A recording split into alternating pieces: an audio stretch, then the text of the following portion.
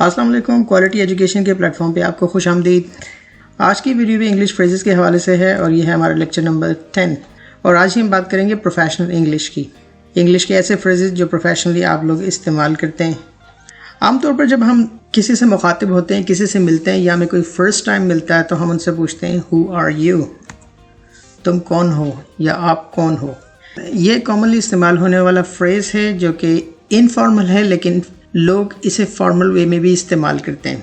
यानी अगर आप किसी से मिलते हैं और आप उससे पूछना चाहते हैं कि वो कौन है या उनका क्या मकसद है आपसे मिलने का या यहाँ आने का, तो instead of asking who are you आप पूछ सकते हैं may I ask your name, क्या मैं आपका नाम पूछ सकता हूँ।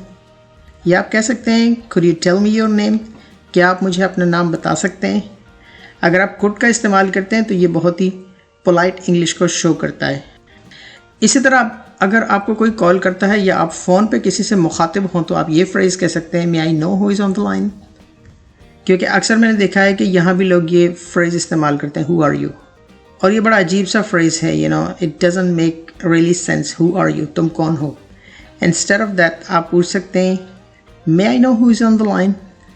या अगर फिज़िकली कोई आपके सामने हो तो आप ये फ्रेज़ भी इस्तेमाल कर सकते हैं may I know who is with me, क्या मैं जान सकता हूँ कि मेरे साथ कौन है। ये भी बड़ा प्यारा और फॉर्मल किस्म का फ्रेज़ है, आप इसे इस्तेमाल कर सकते हैं। दोनों सूरतों में इस्तेमाल कर सकते हैं। मीन्स कि फिज़िकली कोई आपके सामने हो तो भी आप कह सकते हैं may I know who is with me, और या अगर आप किसी के साथ फ़ोन पे हैं तो फ़ोन पे भी आप ये फ्रेज़ इस्तेमाल कर सकते हैं may I know who is with me.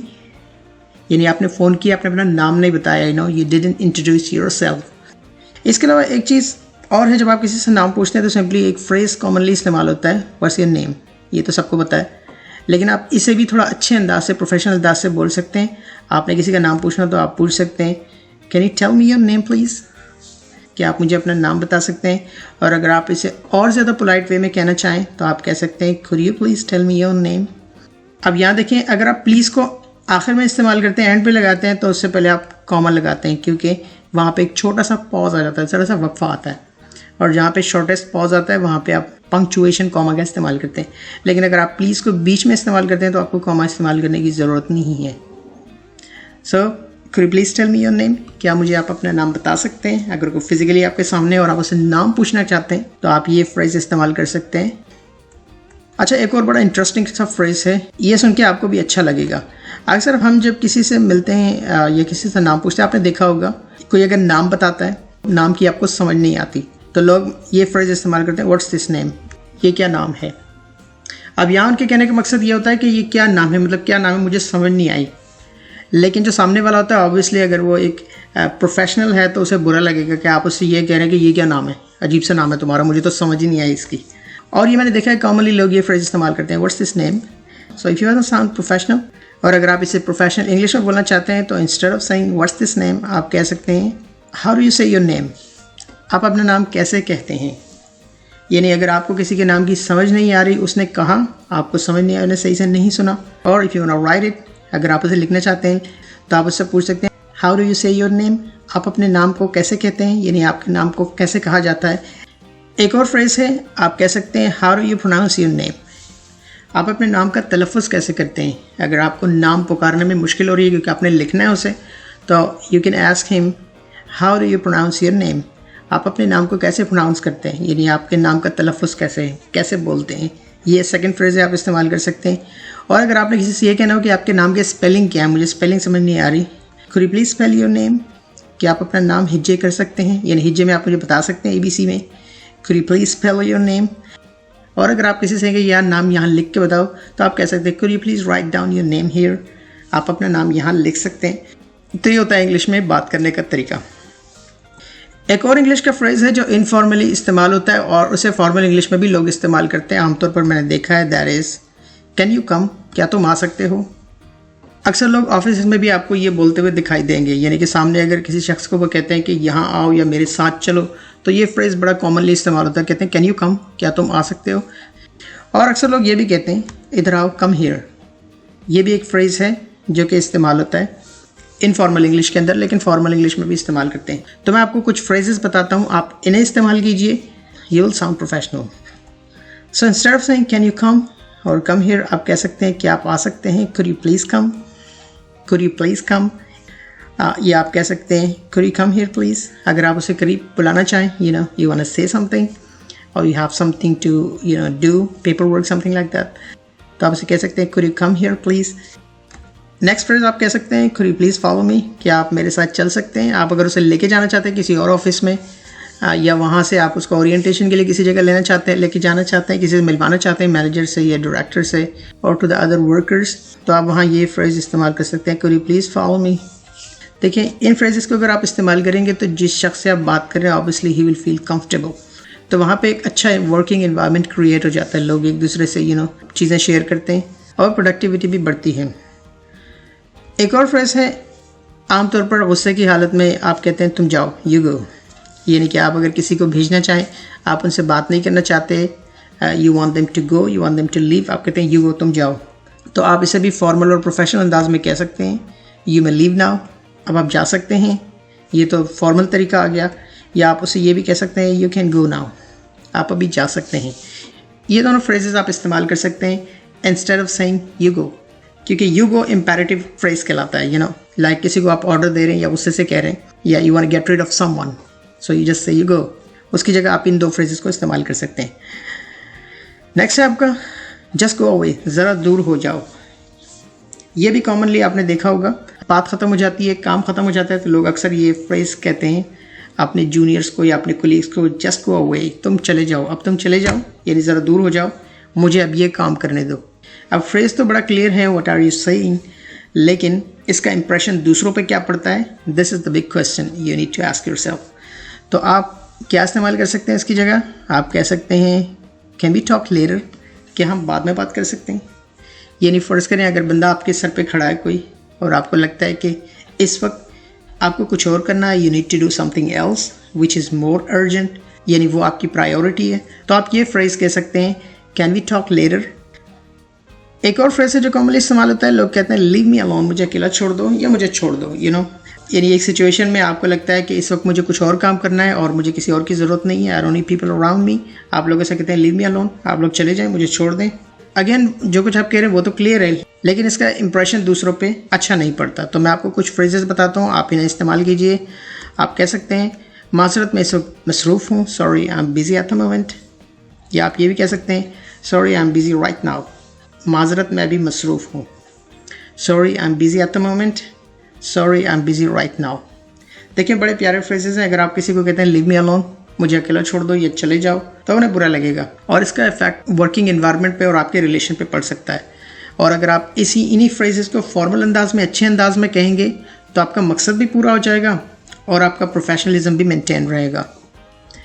Next phrase की तरफ देखिए, आप किसी से कहते हैं सिट डाउन, बैठ जाओ, कॉमनली इस्तेमाल होने वाला फ्रेज है. कोई भी आता है आपके ऑफिस में या आपके घर पे आता है या किसी जगह मिलता है आपसे, तो आप उनसे बैठने के लिए कहते हैं सिट डाउन.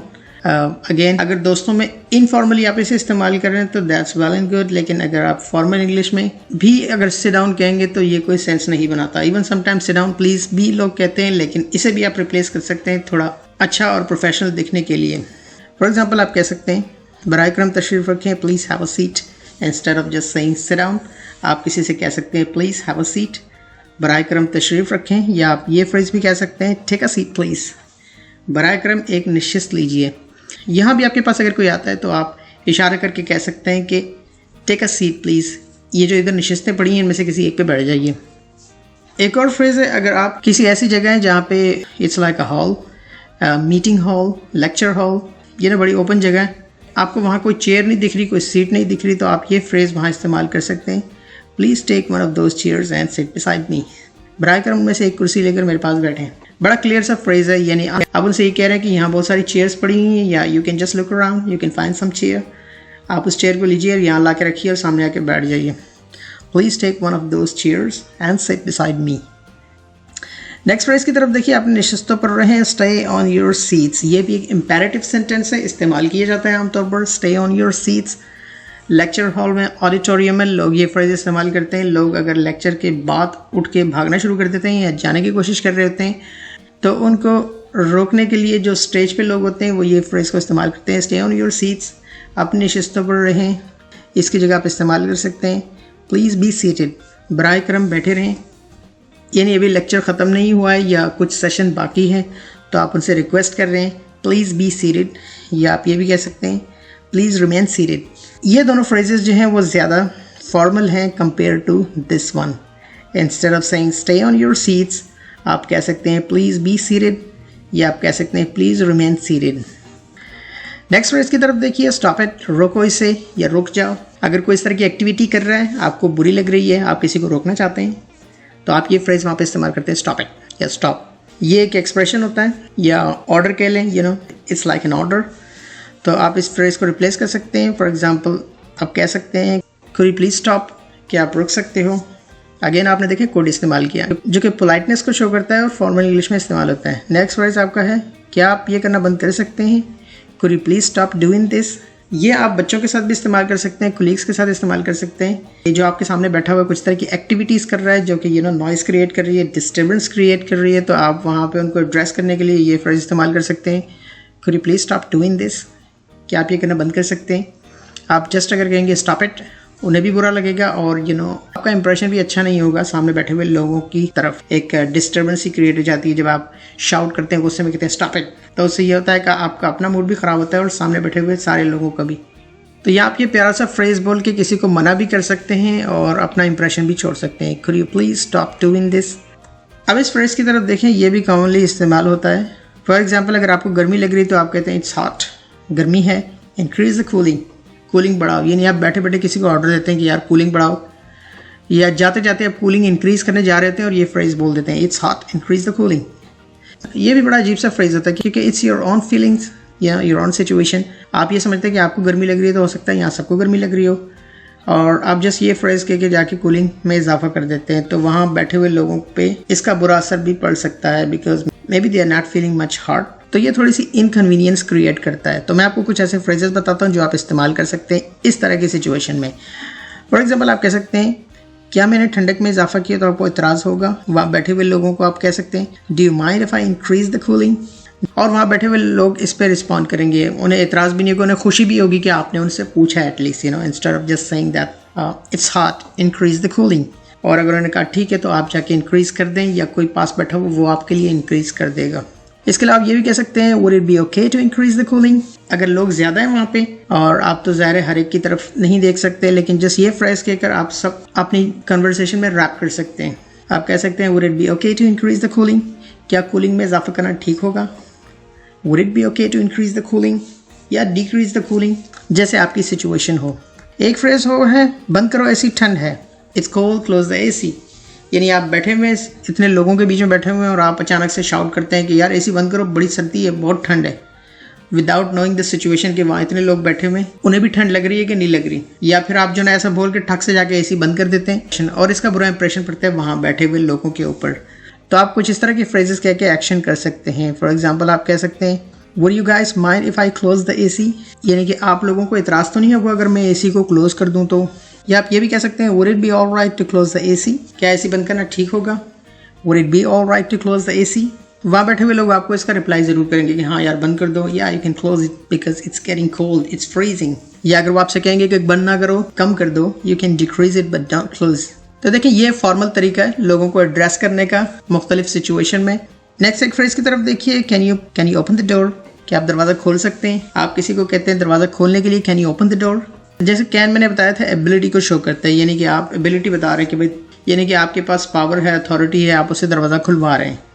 इसलिए अगर आपने प्रोफेशनल अंदाज में बोलना है, फॉर्मल इंग्लिश में बोलना है, किसी से रिक्वेस्ट करनी है, तो आप ये फ्रेज इस्तेमाल कर सकते हैं would you mind opening the door.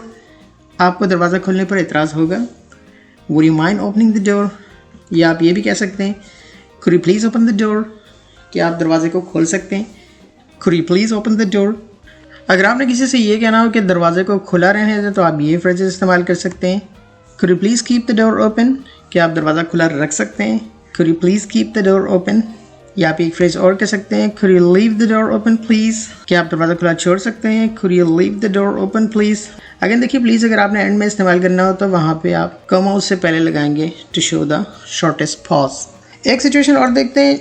For example आप किसी जगह किसी लोकेशन पे खड़े हैं, किसी बिल्डिंग के सामने खड़े हैं, लेकिन आपको ये पता नहीं है कि एंट्रेंस कहाँ से है, किधर से अंदर जाना है, और आप किसी से पूछते हैं तो आमतौर पर लोग इस तरह से पूछते हैं हे वेयर इज़ द एंट्रेंस, या कह सकते हैं एक्सक्यूज़ मी, है की जगह आप एक्सक्यूज़ मी कह सकते हैं, दैट साउंड्स मोर प्रोफेशनल। लेकिन आमतौर पर आपने देखा होगा ये कहा जाता है हे वेयर इज़ द एंट्रेंस, या सिंपली कहते हैं वेयर इज़ द एंट्रेंस। आप दीवार से हवा से बात कर रहे होते हैं। So you don't need to say that. अगर आप किसी को मुखातिब कर रहे हैं, किसी से पूछ रहे हैं, तो आप ये फ्रेज़ कह सकते हैं could you please tell me the way to enter. क्या आप मुझे अंदर दाखिल होने का रास्ता बता सकते हैं? Could you please tell me the way to enter. अगर आप ऐसे पूछेंगे तो वो आपको सही रास्ता बताएगा। और आप ये भी कह सकते हैं एक्सक्यूज़ मी, ये एक बेहतरीन तरीका होता है किसी को एड्रेस करने का, किसी को रोक के कोई चीज़ पूछने का। Excuse me, could you please tell me where the entrance is. क्या आप मुझे बता सकते हैं कि एंट्रेंस किधर है? Excuse me, could you please tell me where the entrance is. Channel को सब्सक्राइब कीजिए अगर आप चैनल पर नए हैं और अभी तक आपने सब्सक्राइब नहीं किया, इससे मेरी हौसला अफजाई भी होगी। और बेल के आइकन पर क्लिक कीजिए ताकि इस तरह की नई वीडियोज़ अगर मैं फ्यूचर में अपलोड करता हूं तो उनका नोटिफिकेशन आपको मिलता रहेगा। वीडियो को लाइक कीजिए अगर आपको पसंद आई है, दोस्तों के साथ इसे शेयर कीजिए और कमेंट सेक्शन में राय ज़रूर दीजिए वीडियो के बारे में। अगर आपके जहन में कोई सवाल आता है तो आप मुझसे कमेंट सेक्शन में पूछ सकते हैं। यूट्यूब पे आपको मिलेंगे मजीद वीडियोस के link right and left corner पे, आप क्लिक करके वीडियोस को देख सकते हैं या डिस्क्रिप्शन से भी आपको कुछ मालूमात मिल सकती है। आज के लिए इतना काफ़ी है, मिलता हूँ मैं आपसे नेक्स्ट वीडियो में। Thanks for watching, bye for now.